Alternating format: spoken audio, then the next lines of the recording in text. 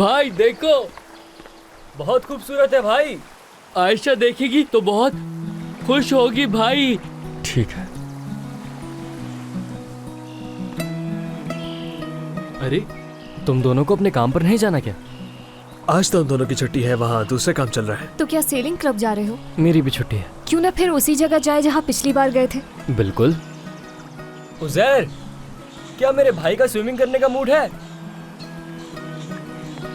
बहुत मजा आएगा। ये आप सबकी कॉफी। शायद आज तुम कैप्टन से अपने दिल की बात भी कर लो।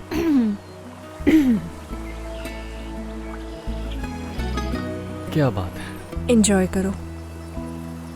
वाह, क्या कमाल की कॉफी है भाभी। खुशबू ही बता रही है, बहुत मजे की होगी। क्या मतलब? क्या कहा तुमने?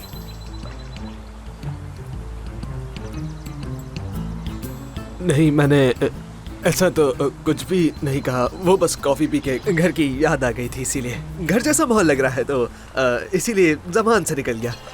कुछ भी बोलता हूँ मैं। एक न एक दिन ये सब मिलकर तुम्हारी ज़बान खींचेंगे। बस देखते हैं कब। आमीन।